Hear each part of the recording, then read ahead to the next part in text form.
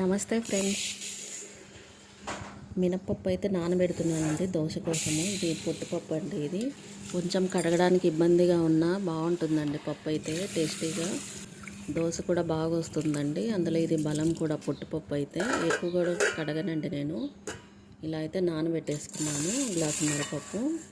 ఇది రేషన్ బియ్యం అండి. గ్లాసున్నర పప్పుకి నేను 4 గ్లాసులు వేసుకుంటానండి. బాగా ఇవి కూడా 2-3 సార్లు శుభ్రంగా కడిగేసుకొని కొంచెం మెంతులు వేసి నానబెట్టేసి పక్కన పెట్టేస్తానండి.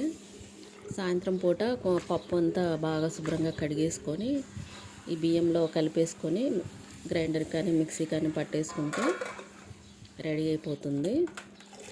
ఇలా మనం ఎక్కువ వాటర్ వేస్ట్ చేయకుండా నేనైతే ఇట్లా ఏదో ఒకటి పెద్ద బర్తన్ తీసుకొని పతిలా ఏదో ఒకటి తీసుకొని ఇలా ముందుగా దాంట్లో అయితే కడిగేసుకుంటానండి. ఇలా పొట్టంతా దాంట్లో.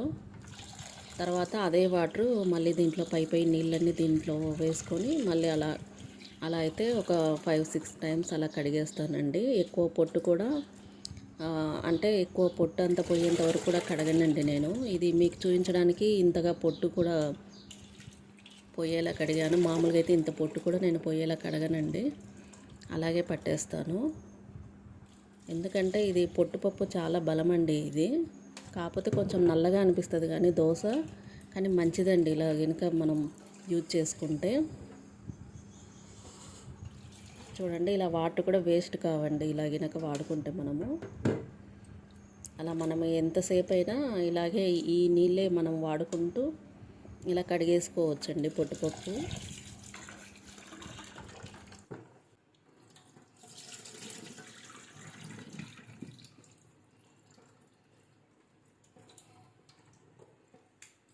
ఇలా నీట్గా శుభ్రం చేసేసి బియ్యంలో అయితే కలిపేసి గ్రైండర్కి కానీ మిక్సీకి కానీ వేసుకుంటే అయిపోతుందండి. పప్పు అయితే నేను ఊరు నుంచి తెప్పించుకున్నానండి. మాకు ఊర్లలో చేల్లో అంటే ఊరి దగ్గర చేలల్లో పండుతాయండి ఈ పప్పు. అందుకని చెప్పి తెప్పించుకున్నాను. ఇలా మెత్తగా అయితే గ్రైండర్కి వేసేసుకొని పిండి అయితే మొత్తం ఒక డబ్బాలోకి తీసేసుకున్నానండి. సాల్ట్ అయితే ఇప్పుడే కలపను. మార్నింగ్ మనకి ఎంత కావాలో అంత పిండి తీసుకొని అందులో కావాల్సినంత నీళ్ళు అలాగే సాల్ట్ వేసి కలిపేసుకుని దోశలు వేసుకుంటే సరిపోతుంది. ఇలాగైతే మొత్తం ఇలా వేసేసి ఇలా మూత పెట్టేసి పక్కన పెట్టేశాను. ఇంక ఇవి అన్నీ కడిగేసుకుంటున్నానండి ఇప్పుడే.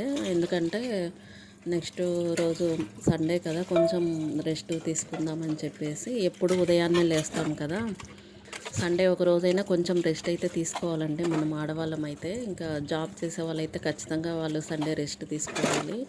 ఎందుకంటే వారమంతా అలసిపోతాము కదా, ఈ పని ఆ పని అంటూ హడావిడిగా. అందులో ఉదయాన్నే లేస్తాము మార్నింగే. నేనైతే 4:30కి అట్లా లేసేస్తానండి బాబు కోసం వాడిని చదివించడానికి. నేను అలాగే పడుకుంటే వాడు నన్ను చూస్తూ వాడికి నిద్రమొంపుగా ఉంటుంది. అందుకోసమై వాడి కోసమైనా లేస్తానండి నేను ఉదయాన్నే. లేచేసి వాడికి వేడి నీళ్ళు ఒక గ్లాసు ఇచ్చేసి తర్వాత ఇంకా నా పనులు నేను స్టార్ట్ చేసుకుంటానండి. ఇలా అయితే మొత్తం కడిగేసుకుంటున్నానండి. ముందుగా నీళ్ళతో మొత్తం ఇలా క్లీన్ చేసుకుంటానండి మొత్తము. ఆ తర్వాతే నేను సోప్ పెట్టుకుంటాను వీటికి. కొంతమంది అయితే అలాగే తిన్నవి తిన్నట్లు ఉంచేసి అట్లే కడుగుతుంటారు. నాకైతే అట్లా నచ్చదండి. చాలామందిని చూశాను నేను అలాగే కడిగేస్తూ ఉంటారు. అదంతా మళ్ళీ ఆ సబ్బుకు పట్టిపోతుంది, ఆ స్క్రబ్బర్కి పడుతుంది. మళ్ళీ అది అట్లే పెట్టేస్తారండి కడగకుండా కూడా. ఇంకా సింకులో అవన్నీ అడ్డం పడేసి అది వాటర్ అంతా బ్లాక్ అయిపోయి ఆ నీళ్ళల్లోనే కడుగుతుంటారు, ఆ నీళ్ళల్లోనే దేవుతుంటారు అండి. అసలు అవి చూస్తే అస్సలు తినబుద్ధి అవ్వదండి వాళ్ళ ఇళ్ళల్లో అయితే. వాళ్ళు ఏమన్నా అనుకొని నాకైతే అసలు అట్లా చూస్తే అసలు వాంతికి వచ్చినట్లు అయిపోతుంది నాకైతే.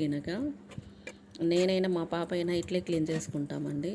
ముందుగా మొత్తం ఇలా నీళ్ళతో కడిగేసి తర్వాత సబ్బు పెట్టేసుకుంటాను మొత్తం అన్నిటికీ, లిక్విడ్ అయినా సోప్ అయినా. ఇలా అయితే నీట్గా ఉంటాయండి.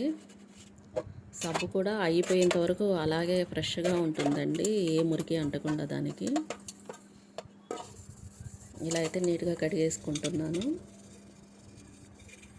ఎందుకంటే సండే కొంచెం లేటుగా లేస్తామండి. ఆ రోజు 7-7:30 వరకు అలా లేసేస్తాను. బాబు అయితే ఇంకొంచెం లేటుగా లేస్తాడు.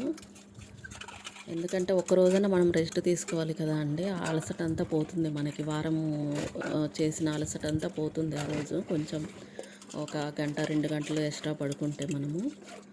మళ్ళీ మనకి కొత్త ఎనర్జీ స్టార్ట్ అవుతుందండి. మళ్ళీ మనము చకచక పనులు అయితే చేసుకోవచ్చు.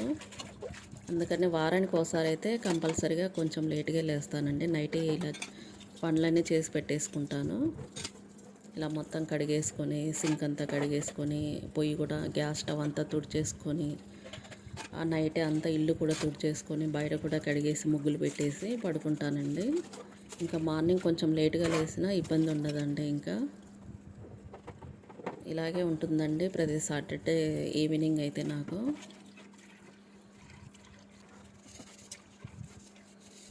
ఇలా అయితే అంతా నీట్గా కడిగేసుకున్నాను.